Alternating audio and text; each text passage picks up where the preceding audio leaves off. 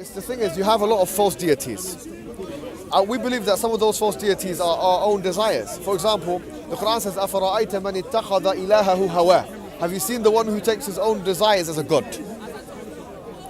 A god is, what is a god, right? A god is something which you ultimately submit to. Yeah. You submit to your own desires. Some human beings, like in this world that we live in now, they literally submit to their own desires. Everything they want to do, that is the ultimate for them. Yeah. Therefore, they've made themselves the god. You see. So, and the Prophet Muhammad ﷺ, he said, Ta'isa abdul dinari wa dirham. He said, woe be to the one who is the slave of the dinar and the dirham, which are two currencies, money. So some people worship money. Some people worship themselves. In capitalism, you see what I mean? Yeah, so thank you for being so forthright about it. But the point being is that we believe that with this comes a curse. Because money, capitalism has produced nothing but inequalities, poverty. I'm talking about an absolute capitalism. And also a self vacuum that is produced from oneself. So I would say that is why it's important for us to realize now the real purpose of life. The Quran says, أَلَا بِذِكْرِ اللَّهِ تَطْمَئِنُّ الْقُلُوبِ. Only with the remembrance of God do hearts find rest. So because our intrinsic nature is that we were created by this creator, if we try and worship any of those false gods, we will no doubt be in a state of depression. You'll be depressed. But when you are worshipping the Almighty God who created you, then we believe, in this case, the creator, the entity that created all that exists, in this case, you will find your purpose in life. You see what I mean? So, and this is not a new thing. I mean, we believe all the prophets came with this. Moses came with this, Abraham came with this, Jesus, and all of these prophets. We don't believe they were gods. We believe that they came to tell the people about God. You see? And that's where the Christians got it wrong in our opinion. We say that Christians say that Jesus is God. No, Jesus was the Son of God. Yes. No, but they believe that no. They believe in both. I mean, Catholics and Protestants both believe that Jesus was God and the Son of God at the same time. Yeah, which is false. Okay, we say that this is something which can't be substantiated, and not the words of Jesus. Jesus said in John chapter 5 verse 30, I submit my will to the will of the Father who sent me. So we say that all the prophets who came to believe in one God and to tell the people to worship in one God. And that's basically what we're here for. Prophet Muhammad was different because we say that he was sent with the same message.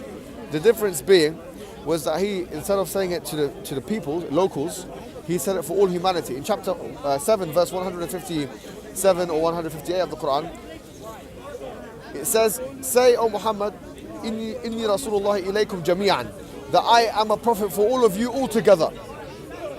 You know, all together. In chapter 34 of the Quran, verse 28, in Surah Saba, وَمَا أَرْسَلْنَاكَ إِلَّا كَافَةً لِلنَّاسِ وَلَكِنْ أَكْثَرَ النَّاسِ لَا يَعْلَمُونَ. That we haven't sent you except for all of human beings. But most people don't know about that. And that's why I'm here to tell you about it. So you know about it. So this Prophet Muhammad, we believe he came for all the humans, to tell them to worship him God. That's all it is. And that the last book is the Quran. This is the final book that was sent. There were books that were sent before, but they were changed. They were changed. Is it like you got the the Bible, the New Testament? That's right, that's right. So we think all of those things were changed. So does this make sense to you guys? You talk very intelligently. Well, the truth convinces most. Well, no, you're a very intelligent man, where I ain't. You don't need to be intelligent to recognize the truth. Yeah. In fact, recognizing the truth makes you intelligent, in my opinion. So I feel like the fact that you've seen truth in what I say is not because of of how I'm saying it. It's because of what I'm saying. Most of what I've said today has not been my words, have been the words of the Quran, have been the words of the Sunnah, have been the words of the Prophet Muhammad. So if you're convinced by that, you're not convinced by me. You're convinced by the words of the one who I'm narrating from. So I would say to you, if it hit your heart and it touched you, the natural next step is to worship God, is to accept God. And then we get all them virgins. You'll get them later on. You'll get them. Yeah. I think I'm going to be a rebel for a couple of years. Listen. Hey, I'm going to have to get coffee. Nice. Thank you very much, man. Right. Thank you. Let me tell you something, all right? Being a rebel will not... One of the tabi'in, one of the scholars, let's say, yeah? he said, listen, where can you go that doesn't belong to God? Nowhere. You know? Where can you go and be a rebel? Okay, he said, look, you want to be a rebel? Okay, I'll make you a deal. A rebel from fucking... I know, you want to do the Yeah. things that you aforementioned. Yeah. No problem. How about this? We'll make a deal. All right, you can do that. No problem. We'll do. You can do that, brother. Okay? No, you know, this is my fatwa. I've given the fatwa, the religious ruling. Yeah? You can do that. So long as you find a place in the universe, where you, or anywhere in the creation, Yeah. where you can do that and you won't be spotted by God, or where it doesn't, that place is not owned by God, you can do it in that place. The point is, you can never hide from the one who sees all. You can never hide. God, if you want God in your life, God, we believe, will be literally with you in a, not literally in a physical sense, but we're talking about, He will help you. Yeah. Right? So, the Quran says, when sorry, and I'm closer to Him, min habl al-warid, that God is in knowledge closer to you than your jugular vein. So in other words, there will come a time when we all die. Yeah. We want to be realizing our purpose at every turn. Right now is a time for us to realize our purpose, in my opinion. We need to be realizing our purpose today, tomorrow and the day after. We can't afford to live a life, in my opinion, where we're not on track. Because if we die and all the things that I've just mentioned actually happen, I mean, imagine that, right? And moreover, even in this world, let's be honest, when you do those things, what does it do for you? Let me be sorry, but here you have sexual intercourse. However long it takes you, after you've done your thing, and you release, what now? What have you really achieved? Yeah, nothing You after can you do it, it's- you can have sexual intercourse 1,000,000 times or 100,000 times, and believe me, it will not bring you that sense of self-actualization, as Maslow calls it. It's the chase, isn't it? Yeah, it's not. But even that chase, it's I'm not. saying people It's enjoy not going to the give you chase, that it's all over. self-actualization. It's not going to make you feel like, you know, I've achieved my purpose in life. You know, I've had sexual yeah, intercourse nah, with. nah. You know, it's not. If you go and take as many pills as you want to take, ecstasy exactly. and this and that. That's exactly what I like to do. No, but if you do it, I do, yeah. right, and I'm saying if you continue doing it, Yeah. it's not going to make you stand there in front of the mirror one day and says, Albert, now I can say I've done it all. And now I can say I've realized my true purpose. Do you know the secret of happiness in life? And by the way, happiness is not the ultimate goal. I'll tell you, it's not the ultimate goal. It's false to assume that happiness is the ultimate goal. I would say contentment is the ultimate goal. Because happiness is a psychological state, which by the way is not sustainable for a longevous amount of time. Yeah, It's you not. need your ups and downs. No, it's not even. Action It's is not a even good, reaction. because psychologically and physiologically, if you're always happy and buzzing, you'll end up making risky decisions, and you'll do things to jeopardize your own well-being and others. So happiness is not the end goal, in my opinion. The real end goal is contentment, and that's why the Quran says, "Ala bi dhikrillahi tatma'innul qulub." That certainly with the remembrance of God, do hearts find rest. The word is rest, where we feel like we're content. Yeah. So I'm not promising you that if you're going to become Muslim, that every day of your life it's going to be it's like taking a tablet or a pill. yeah, of No, course not. it's going to be a different kind of atmosphere. Yeah. It's going to bring you now into a state of rest, tranquility. The Prophet Muhammad sallallahu alaihi wasallam, he said in the hadith, you know what he said? He said, "Ajaban li amr al-mu'min." He said, "Wondrous is the affair of the believer." He said, "Wondrous is the affair of the believer." Yeah, go on. Inna amrahu kullahu lahu khayrun. That all of his affairs are good. وَلَيْسَ ذَاكَ لِأَحَدٍ إِلَّا لِلْمُؤْمِنِ. He said, this is not the case for anyone except for the believer. إِنْ أَصَابَتْهُ سَرَّاء شَكَرٍ. If good things happen to him, he's thankful. وَإِنْ أَصَابَتْهُ ضَرَّاء صَبَرَ وَشَكَرَ. If bad things happen to him, he is patient and he's also thankful. Yeah. So the real believer, the real person who's achieved that purpose of life, yes, they might not always be happy, but they will always be in a state of tranquility and contentment. And they will always be in a state of what we call rida, acceptance. Yeah.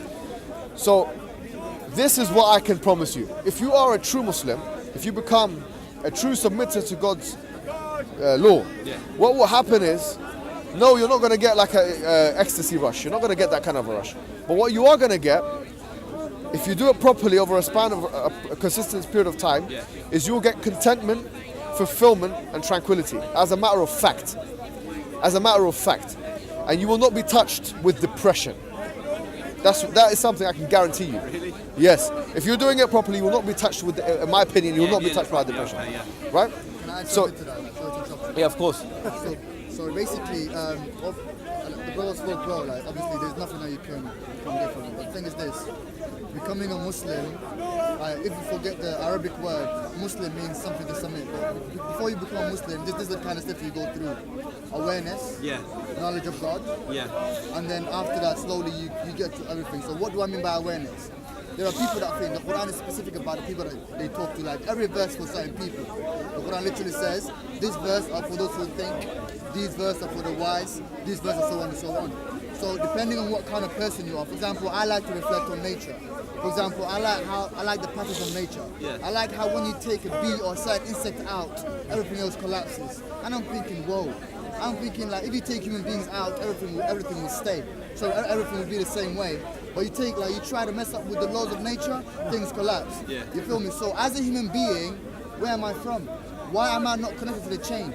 Imagine you rely on the chains, but the chain's not connected to you. So who are you then? Where do you come from? Where do you go back to? Why is your life so short? You know, there are things that you have to think about. That then through that awareness of nature takes you back to the reflection of God. Now you're thinking, who is God? Now this is the kind of God that we're trying to look into. So how do you connect to him? Muslim means someone that's submitted to, for example, there's a Muslim and Islam. Islam is the follower of peace, and Muslim is the one that's submitted to peace. But now, where is the peace coming from? Peace is the essence. Like for example, what is the essence of peace? God is the essence of all peace, essence of all light.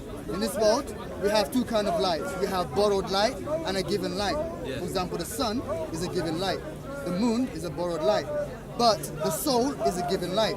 So now, the reason why I'm giving you this distinction is that it's God that gives light. For example, there is glitter and glamour. That's what I'm trying to get to.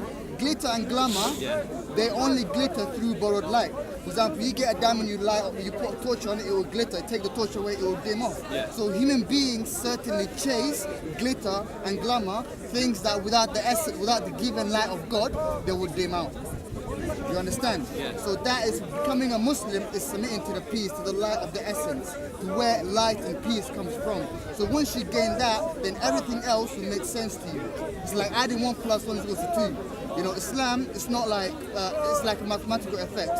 For example, in math, if someone tells you 1 + 1 = 4, it doesn't make sense. Right? So that's the kind of sense you will get if you try to understand what Islam is. Thank you. Perfect, man. Perfect. Thank you. Excellent.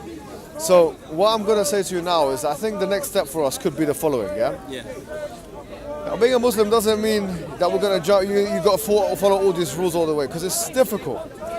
Easy in, easy out. What I would say is, I feel like you do accept that, we accepted that as the creator of the universe, And we accepted that there should be some kind of terms of agreement between there's a relationship between the creation and the creator. There should be some kind of relationship. And the most rational relationship is one of submission. So if you think about it, we really define this as worship. And it's better we would say it's more appropriate to worship this creator than it is to worship any of the other false deities like yourself or money or these things. It makes more sense. And we also accept that all of the prophets came with the same message and it ended with Prophet Muhammad. So if you accept all of that, you're ready to do the Shahada. Now the Shahada really is a testimony of faith, which will bring you into Islam. What's it called in Shahada? It's called Shahada. Is it when you convert? Yes. So you say the Shahada, it's just 2 words, 2 lines you say. Afterwards, the brother here will give you his number.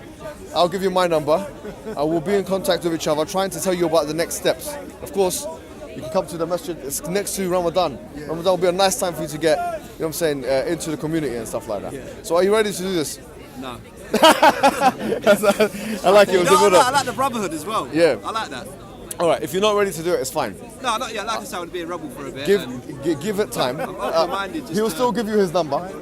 I'll still give you mine. But what we're going to do is I'm going to tell you to now read a little bit into the Quran and stuff like that. Yeah, that would be the next step for me personally. Yeah. Just to read the Quran, maybe see what it's And I think really that makes about. sense. That makes See a lot of what's sense, really man. happening. Yes. There's a lot of things that people emphasise on. Is it really in the Quran? Like Tommy Robinson, something like the stuff he grinds on, you know what I mean? Yes. Like the Prophet Muhammad going with a 9-year-old and stuff like that. I'm just People saying. don't even speak Arabic. Yeah, so look, Say, those no, are no, the yeah. look, Dig it out. Why are they digging it out? What is it about? Tommy You know what I Robert, mean? Tommy, these individuals, look, they're making money from it, all right? I mean, you've got to understand that these individuals are trying their best to pull out certain things and say things like that. But you know, just putting out like. yeah, our context. Read it for yourself. That's the first thing I can say. That's what. Yeah, that's read it what, for that's yourself. what have to be done. I recommend that you But read there's chapter certain 50 things in Sharia to the law end. that I don't agree with whatsoever, but Yeah. that's like. But look, Sharia law, yeah, are the branches of the tree. You'll never understand or agree with some of those branches of the tree unless you find out what the foundations of the tree is. And the foundations are what Tawheed is, what I've got it already. Is that believe what in you God said? is. I've got it. All those things. Read chapter 50 to 114 and we'll see each other. He'll give you, make sure you take his details and stuff like that. And we'll keep in contact with you. Yeah. Listen, being a rebel has its time, right? And also being It'll end submissive one has day, its time. maybe I'll be something. You never know, man. Man, it's been a pleasure talking to you, man. Yeah, good. Thank you very Good much, to hear, man. man. Yeah, thank you a lot, man. One day I'll be Remember a brother. to Inshallah. Remember to connect. Like, Inshallah. like I told you, the soul is a given.